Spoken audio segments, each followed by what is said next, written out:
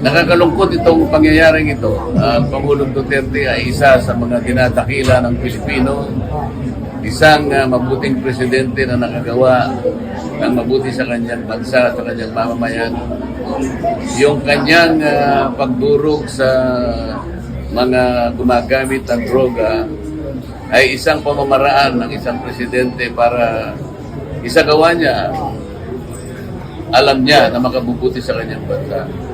Siya lamang ang makakapag-desisyon nun at siya lamang ang pwedeng gumawa nun sapagkat siya ang Pangulo ng bansa. Kung inaakala ng iba na yun ay mali, nasa sa kanila yun. Pero ang presidente ay malaya sa kanyang gagawin sapagkat siya nakakaalam ng kabutihan ng kanyang mamamayan. Ngayon, yung pagkakahuli sa kanya, hindi ko alam kung anong authority and under what authority it was done. Ang alam ko po, ang warrant of arrest ay hindi maaaring issue ng ICC sapagkat wala pa naman yatang ipinadalang complaint sa kanya na para sagutin ng Pangulo. Sa makatwid, kung walang warrant of arrest at sa ilalim lang ng red notice ng ICC o ng Interpol, medyo questionable, kaduda-duda yung paraan kung bakit ang dating Pangulo ng bansa ay kanilang takpin, hulihin. Hindi po mabuting patakaran ito at hindi ko rin nakikita magandang senyales kung pag-uusapan ay yung inaasam nating pagkakaisa. Kanina po sinasabi ko ang pagkakaisa ay napaka-importante. Kapag nagtalo-talo tayo at nag-iba-iba, na-polarize ang ating bansa, yung ating pong iniisip na maraming bagay na ikabubuti ng bansa, lalong papalayo tayo doon.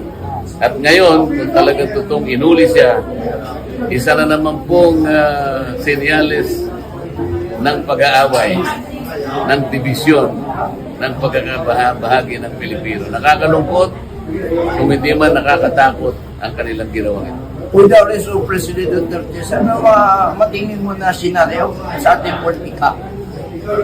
Ang nakikita ko senaryo ay hindi magiging tahimik ang buhay politika ng ating bansa.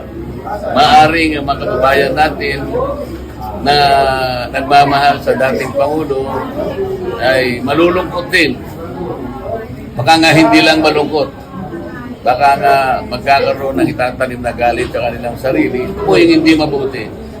Ang kapayapaan po ay isang napakalaking bagay para sa ikabubuti ng bansa. Kung ito po ay talagang nangyari at ginawa nila, alam ko po hindi ito pagmumula ng kapayapaan. Lalo lamang tayong gugulo bilang isang bansa. Sayang po